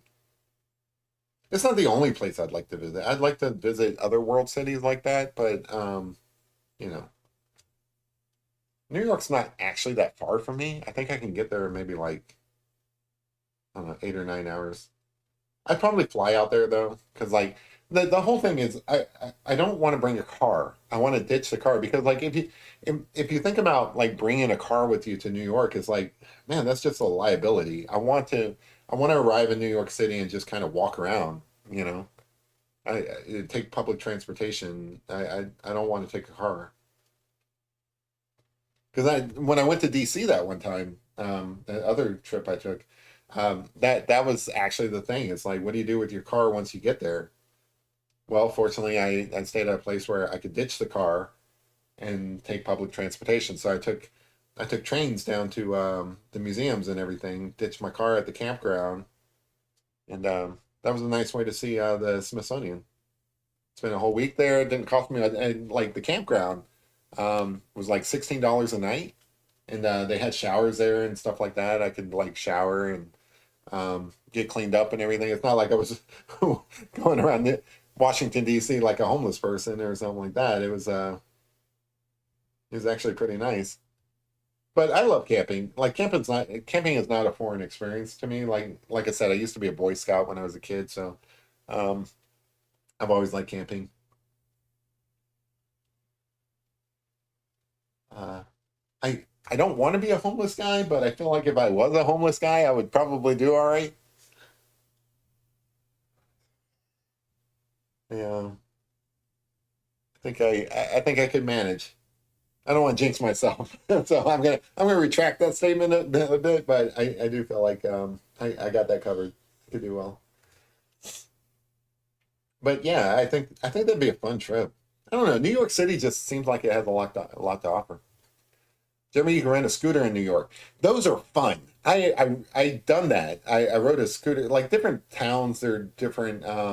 They have different rules and stuff. But up there in Cincinnati, especially when they first introduced those scooters, you could ride them through the street. You can zoom in and out of like on sidewalks and stuff like that. Like basically, almost like run people over with them. That is so much fun. Lorraine says, don't take your car. It might get stolen. Like somebody's gonna pickpocket my car. But you guys are really worried about going to New York, huh? Camping and homelessness aren't the same. That is true. That is true. I don't mean to make light of homelessness. Like honestly, homelessness is one of the things that if I ever took on a cause, that would probably be it.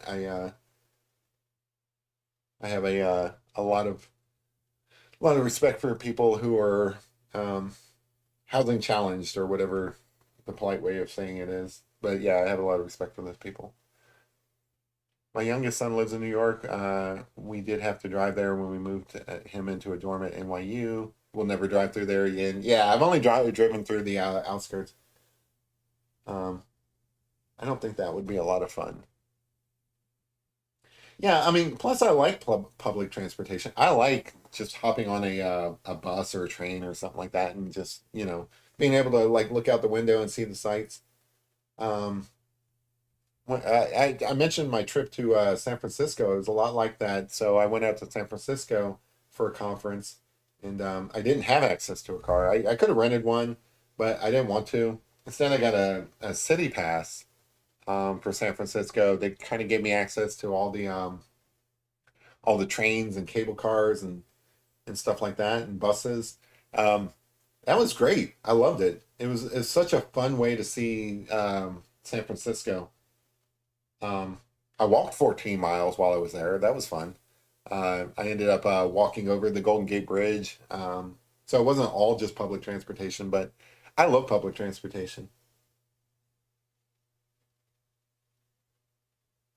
So anyway, yeah, I think that'd be like a fun trip.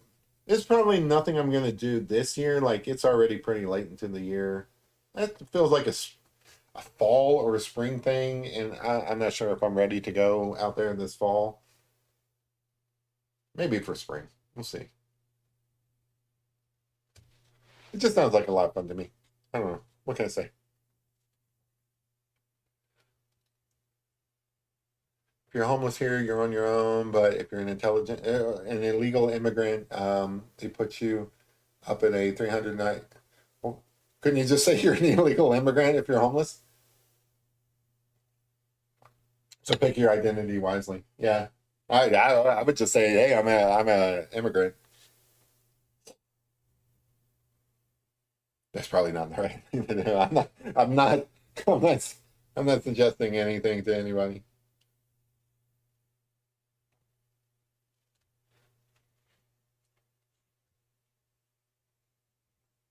But I don't know. Like the thing about New York is it's got a personality of its own, right? So like you see New York in movies and you see New York in like on television and stuff like that, and you can't help but want to go there. Even if it's not even if it's not where you want to live. I don't know if I would ever want to live in New York. Like it just sounds like it's way too expensive to live there. Like I that's not for me.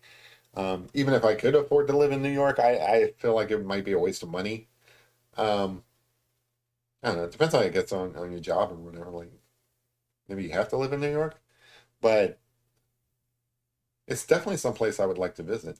It's like Los Angeles. Like I would never want to live in Los Angeles, but when I visited there, I had a good time. Oh, pretty so. Somebody stole the catalytic converter from the truck I was buying. Now they can't sell. Trying to buy a different truck, and they haven't emailed the papers for the bank. Hmm.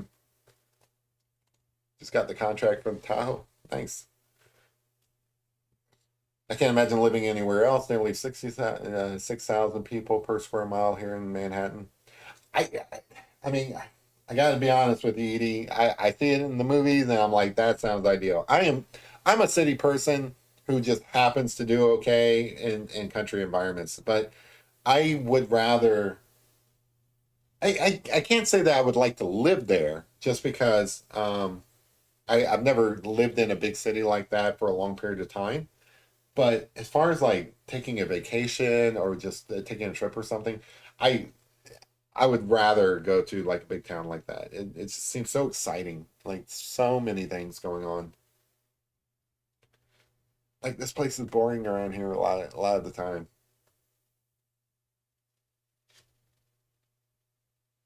But I don't feel like I need to be in a big town like New York City so much as like just a city in general. But yeah, New York City sounds nice. Tom says, funny, New York City is safer than the city I live in. Uh-oh. Where do you live? Baltimore? LBC. What does that stand for?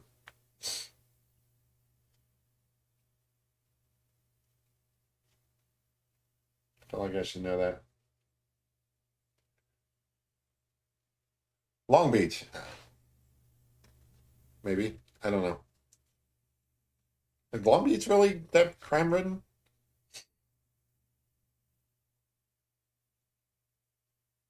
Hey, don't get the wrong impression. Tom lives a great life. Like he's always posting these pictures of like you know,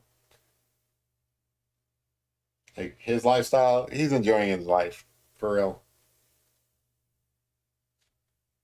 Long Beach. So is Long Beach really that bad? I didn't know that.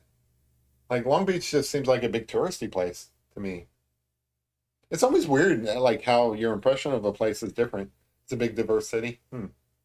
Love the aquarium there, but I was approached by a monk.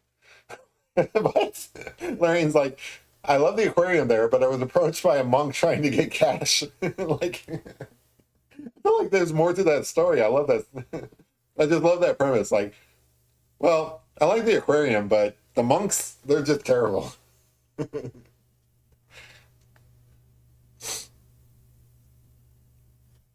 Despite the spike in crime here in New York City's crime rate is lower than a lot of places.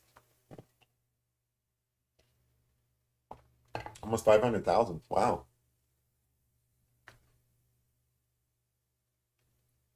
Long Beach. Don't they have the Queen Mary there? Or is that one of the other places? I had an opportunity to go to one conference there once before. All right, so I'm gonna do this even though it's a little premature, but we're coming up on the 2 hour mark. I feel like I need to wrap this up. Even though we're having a great conversation, it is a weeknight, and I try to be respectful of people's time. So I mentioned that this is the coffee painting, so I throw in these like little effects to kind of like seal the deal, make you think, hey, this is coffee. So I like to put in these like coffee rings where it almost looks like you you spilt your coffee and you had your coffee on there. So the way I do that is I just add a bunch of water over here, and then I just kind of like, you know, kind of just dip the bottom of the styrofoam cup in there. I guess I could do bigger ones, but I've gotten in the habit of just using the styrofoam cup. I just put in like, I don't know, two, three rings. I think I've done up to five. And they're kind of like randomly placed. I don't like to have too many in one like area, but I think that helps to kind of like hammer home the idea that this is coffee. And then, you know, a few more splatters and stuff. Probably by the morning, this will be like totally transformed down through here. But I do like to put in a bunch of splatters.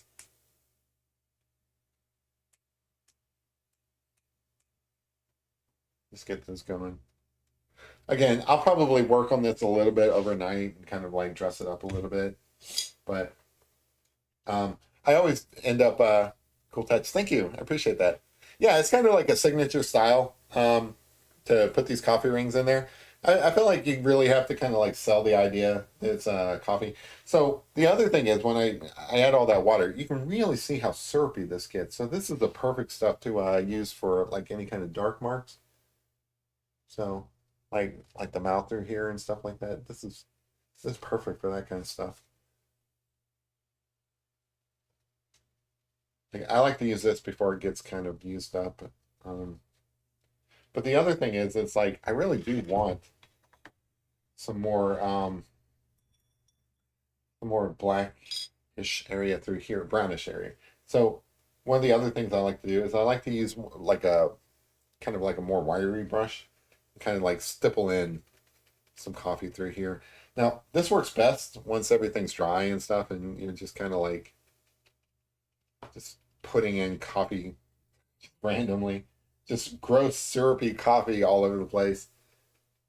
Uh, I like this.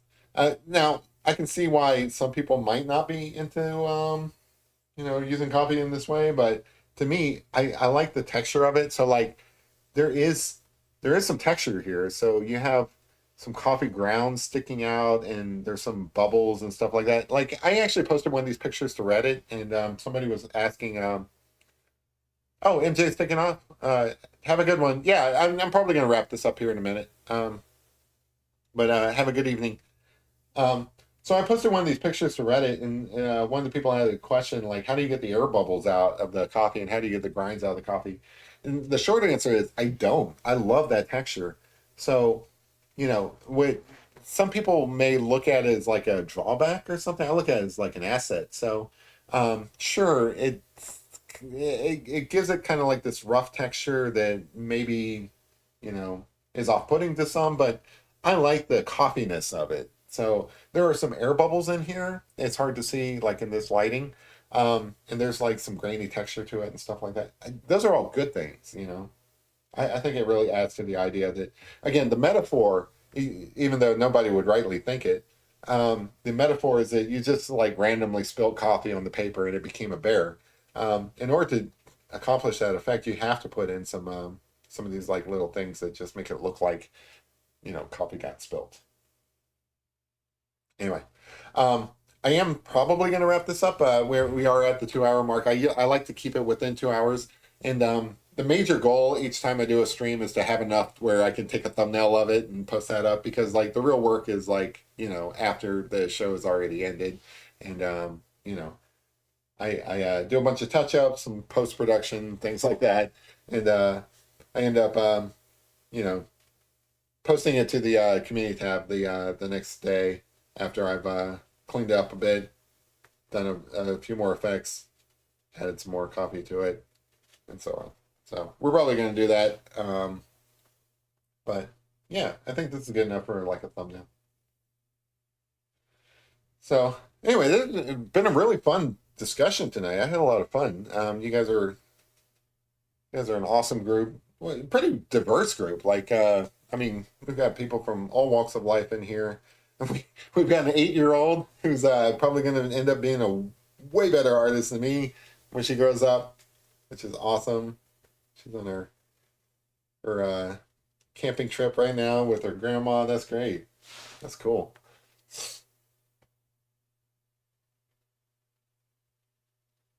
Wish my grandparents went camping when I was younger. That would have been cool. Yeah. All right. I think this is good enough stopping place. Again, I've got some more work to do on it, but you guys don't really need to hang out for all that stuff. Oh, Nora loves it. Yay. Nora loves brownie. Awesome. Larry says, stop back in before bed. Edie, if Jeremy visits New York, have his back Uzi, the Mac 10 hanged up. Like, yeah, when I go to New York, I'm gonna ask Edie to be my bodyguard. again, that story I told you about, that revelation of mine. I mean, it is true. Call it privilege, call it whatever you want, but it never occurred to me. I mean, I guess I'm not a dumb person. It just takes me a while to realize things. But it is a different experience, um, being a guy, walking around at night. I could. It's it's 10 o'clock at night. If I walked out that door and I went walking around my neighborhood and stuff, something might happen to me, but it's not really something that I'm worried about. And it never occurred to me that that other people do worry about that kind of stuff. So I'm just more aware now, like that's part of growing up. You learn things and you think about things more different ways. But Edie says, beautiful painting. Thanks. I appreciate it. So I think that's it for me tonight. There's probably some more. So like this effect over here, I like that for framing the bear. I might put some more in over here just to kind of like give you some definition of his face, where his face starts and the other parts don't. Um, it depends on how big a guy you are too. Yeah, I don't know. Like probably somebody could kick my ass, but as long as I live through it, I'll be fine. um, yeah, I have no illusion of that. Anybody can kick my ass. Like that's not what I'm talking about. It's just like I'm not that worried about getting my ass kicked. I'm a nerd. Getting my ass kicked. That's kind of like that's something to expect. But anyway, I appreciate you guys hanging out with me tonight. This has been a fun conversation, like more lively than some of them. Um, so I appreciate that. Hopefully you guys had fun as well, and hopefully you guys like this picture of the bear. I know that Nora does, and that's what matters. But yeah, so I'll finish it up and I'll put it up on the community tab tomorrow, sometime. Maybe it might be the day after. I don't know, but it'll end up there eventually. But I appreciate it. And if you guys like the bear and you guys have some other suggestions of other animals that you might want me to do, just let me know. I usually take suggestions pretty well. Like I still want to do Bill Gorman's dog. I got a request to do Dogpool, which is going to be awesome. That's Deadpool's dog in the new movie, so you can look forward to that. That'll be coming in the next couple of days. So, but let me go back to this. So I appreciate you guys hanging out with me on this Tuesday night. I will see you guys probably Thursday, and I appreciate you guys hanging out with me. So have a good one. Bye, guys. See ya. Thanks.